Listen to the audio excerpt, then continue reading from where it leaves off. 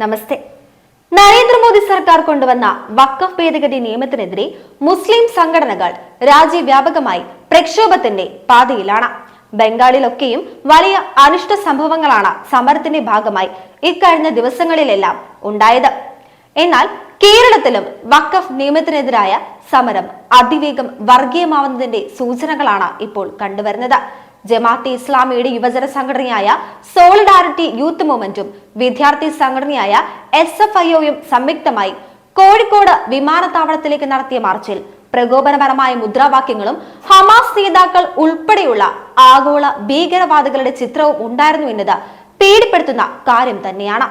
വർഗീയതയുടെ വിഷം അധികം ചീന്താത്ത കേരളത്തിലും അത് ചീറ്റി തുടങ്ങിയിരിക്കുന്നു എന്നാണ് ഇതെല്ലാം സൂചിപ്പിക്കുന്നത്.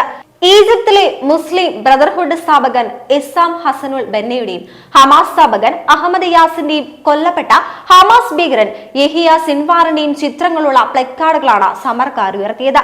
ഇന്ത്യയിൽ നടക്കുന്ന ഒരു സമരത്തിൽ എന്തിനാണ് ആഗോള ഭീകരവാദത്തിന്റെ അപ്പസ്വലന്മാരുടെ ചിത്രം ഉയർത്തിപ്പിടിച്ചിരിക്കുന്നത് എന്നതിൽ നിന്ന് തന്നെ സോളിഡാരിറ്റിയുടെയും അജണ്ട നമുക്ക് മനസ്സിലാക്കാം. വഖഫ് സമരത്തിന്റെ മറവിൽ ചെറുപ്പക്കാരിലേക്ക് തീവ്രവാദം കുത്തിവെക്കുകയാണ് ഇവർ ചെയ്യുന്നത്. എന്തിനു വേണ്ടി? ഇതെല്ലാം ആർക്കു വേണ്ടി? വെറും ഒരു സമരം എന്നൊന്നും നമുക്കിതിനെ കാണാൻ കഴിയില്ല. വർഗീയ സമരം, വർഗീയതയുടെയും തീവ്രവാദത്തിന്റെയും ഉഗ്രവിഷം ചീറ്റുന്ന സമരം എന്ന് തന്നെ നമുക്ക് ഈ സമരത്തെ പറയേണ്ടി വരും. കാരണം പ്രകോപനപരമായ മുദ്രാവാക്യങ്ങളാണ് സമരക്കാർ ഉയർത്തിക്കാട്ടിയത്. അള്ളാഹുവിനാണ് സമർപ്പിച്ചത്, മോദിക്ക് പാട്ടത്തിന് കൊടുത്തതല്ല എന്നതാണ് എഴുതി തയ്യാറാക്കിയ ഒരു placard. Order of Waqf is Allah, custodian of Waqf is Muslim community എന്നായിരുന്നു മറ്റൊരു പ്ലക്കാർഡ്. ഈ ചിത്രങ്ങളെല്ലാം SFIO കേരള എന്ന ഒഫീഷ്യൽ ഫേസ്ബുക്ക് പേജിലും അവർ പ്രസിദ്ധീകരിച്ചിട്ടുണ്ട്. വഖഫ് ബില്ലിന്റെ അന്തരീക്ഷത്തിൽ അത്യന്തം ആപ്തകരമായ പൊളിറ്റിക്കൽ ഇസ്ലാമിനെ സ്ഥാപിച്ചെടുക്കുക എന്നത് തന്നെയാണ് ഇസ്ലാമിസ്റ്റുകളുടെ ലക്ഷ്യമെന്ന സമരത്തിൽ നിന്നും കൃത്യമായി നമുക്ക് മനസ്സിലാക്കാം. വിമാനത്താവളങ്ങൾ പോലെ അതീവ സുരക്ഷാ മേഖലകളിൽ പ്രക്ഷോഭങ്ങളും പ്രകടനങ്ങളും പാടില്ല എന്ന നിയമം അറിഞ്ഞുകൊണ്ടാണ് സോളിഡാരിറ്റി പരിപാടി പ്ലാൻ ചെയ്തതെന്ന് വ്യക്തമാണ്. പോലീസ് ഇടപെട്ടാൽ അത് ഇവിടുത്തെ സർക്കാരിന്റെ തോളിൽ വെച്ച് ഇരവാദം എടുക്കാം എന്ന സൗകര്യവുമുണ്ട്. CIA സമരത്തിൽ കണ്ട പോലെ ഇല്ലാത്ത കാര്യങ്ങൾ പെരുപ്പിച്ചുകൊണ്ട് മുസ്ലിം ചെറുപ്പക്കാരിൽ ഭീതി പരത്തുകയും ഇവർ ചെയ്യുന്നു. വഖഫ് നിയമം കൊണ്ട് ഒരു മുസ്ലിം പള്ളിക്കും ഒരു കുഴപ്പവും വരില്ല എന്നിരിക്കെ മോദി സർക്കാർ പള്ളികളുടെ നിയന്ത്രണം പിടിച്ചെടുക്കും എന്നുവരെയാണ് പ്രചരണം.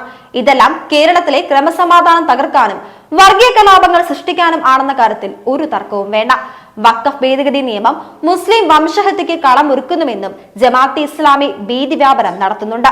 അതിനിടെ എയർപോർട്ട് ഉപരോധത്തിനിടെ സംഘർഷവും ഉണ്ടായി. റോഡിന്റെ മറുവശത്തേക്ക് കടക്കാൻ ശ്രമിച്ച പ്രവർത്തകർക്ക് നേരെ പോലീസ് കണ്ണീർ വാതകവും ജലപീരങ്കിയും ഉപയോഗിച്ചു.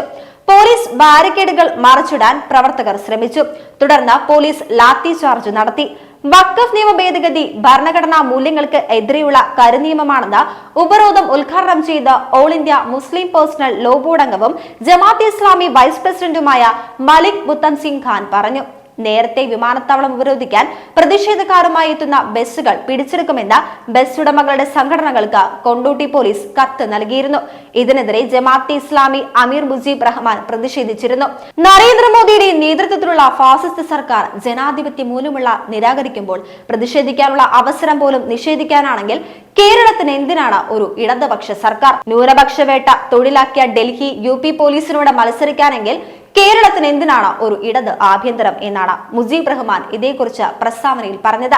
എന്നാൽ ഒരു അന്താരാഷ്ട്ര വിമാനത്താവളം ഉപരോധിക്കുക എന്നത് അതീവ കുറ്റകരമായ പ്രവൃത്തിയാണെന്ന കാര്യം ഇവർ എന്തുകൊണ്ട് മറച്ചുവെക്കുന്നു? ഇവർ എന്തുകൊണ്ട് മറന്നു പോകുന്നു? സമരക്കാർക്കെതിരെ പോലീസ് കേസും എടുത്തിട്ടുണ്ട്. എന്തൊക്കെയായാലും കാര്യങ്ങളൊക്കെ ഈ സ്ഥിതിക്കാണെങ്കിൽ ഒരു വർഗീയ കലാപത്തിന് കേരളം ഉടൻ സാക്ഷ്യം വഹിക്കുമെന്ന കാര്യം നിസ്സംശയം പറയാം.